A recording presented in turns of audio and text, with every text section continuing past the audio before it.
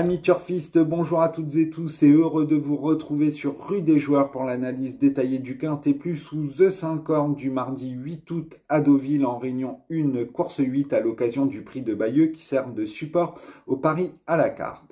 Vous l'aurez bien compris, les galopeurs sont à l'honneur puisqu'ils sont 15 milers âgés de 3 ans et plus à s'opposer sur les 1600 mètres en ligne droite du profil normand.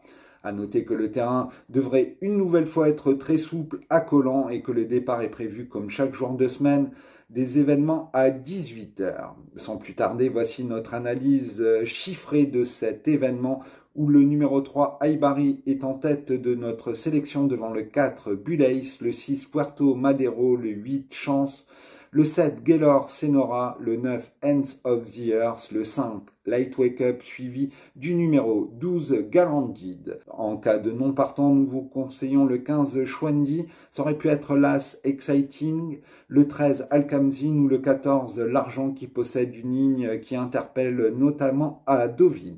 Et maintenant notre analyse plus en détail où le numéro 3 Aibari retient tout particulièrement notre attention. Il a été placé en tête de notre pronostic. Il faut dire que le 6 ans de Mathieu Bram n'a pas déçu en 5 sorties cette saison, affichant 4 sur 4 dans les handicaps quintés et vient de se classer 3e du quintet référent du 14 juillet à Paris-Longchamp. 5e de cette épreuve l'an passé en 38,5 de valeur, il portera une livre de moins ici, ce qui lui vaut d'être un chaud favori. Le numéro 4 Buleis lui est indissociable au papier puisqu'il vient de le devancer du minimum à Paris-Longchamp en se classant 2e de l'épreuve référence du 14 juillet dernier. Cet élève de Carlos Lerner a été façonné en province depuis son arrivée sur notre sol en début de saison. Il a même gagné avant d'être orienté dans les handicaps où il a prouvé qu'il était compétitif en 38 de valeur. Outre-Manche, auparavant, il a prouvé qu'il avait l'aptitude à la ligne droite puisqu'il affiche 2 sur 2 dans ce type d'exercice et qu'il était compétitif dans les handicaps en Angleterre. On s'en méfiera donc tout particulièrement.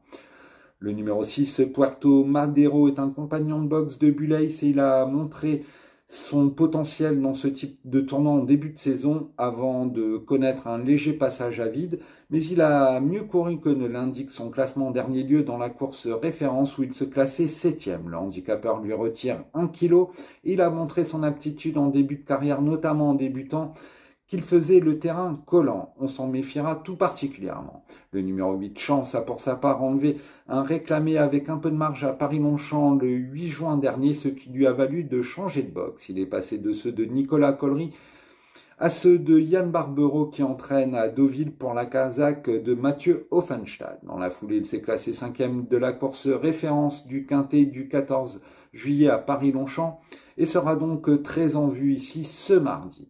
Pour sa part, le 7 Gaylor Senora se classait 4e en fin d'année dernière d'un événement en 36,5 de valeur avant de connaître un petit souci de santé qui l'a éloigné des pistes pendant 11 mois. Après une rentrée nécessaire, il a enlevé la deuxième épreuve du handicap du 14 juillet à Paris-Longchamp. Il a été pénalisé de 5 livres, mais cela ne l'empêche pas de pouvoir confirmer ce mardi. Le 9 Ends of the Earth sera retenu ensuite. Il faut dire que le 3 ans d'Henri-Alex Pantal se montre régulier depuis ses débuts victorieux de Chantilly de l'an passé.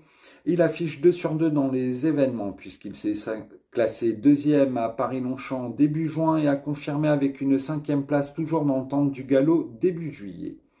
Il reçoit 3 kilos de ses aînés ici et semble en mesure de confirmer, d'autant qu'il est confié à Maxime Guyon. De son côté, le numéro 5, Light Wake Up, fait feu de tout bois dans le handicap cette saison avec pas moins de 4 succès, ce qui lui vaut d'être passé de 25 de valeur à 37,5.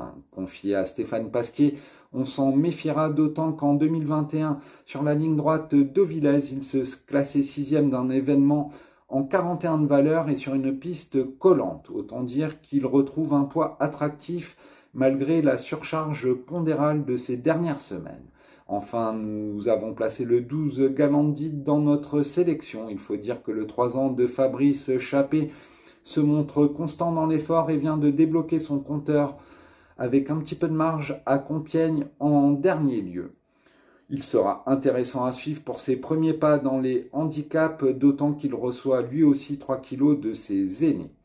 Notre regret sera donc le numéro 15, Chouandi, qui est bien placé en bas de tableau. Et maintenant, un petit conseil de jeu où nous vous recommandons de jouer aux E5 ordre avec un champ réduit à 4 chevaux, où nous avons retenu le 3, le 4, le 6, le 8, mis une croix X devant l'As, le 2, le 5, le 7, le 9, le 12, le 13, le 14 et le 15 pour une mise de 4,5 €. Donc je vous répète notre petit conseil de jeu qui sera un The 5 ordre avec 4 bases en champ réduit, le 3, le 4, le 6, le 8, une croix X avec l'As, le 2, le 5, le 7, le 9, le 12, le 13, le 14 et le 15.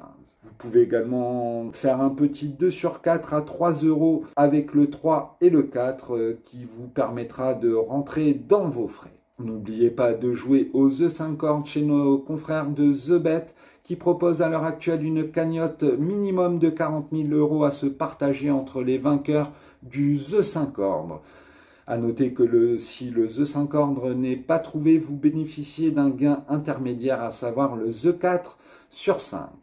Enfin, n'oubliez pas non plus de nous retrouver sur Rue des Joueurs pour l'analyse détaillée du Quintet Plus et des 2 Piques 5 quotidiens, sans oublier la rubrique des bons coups.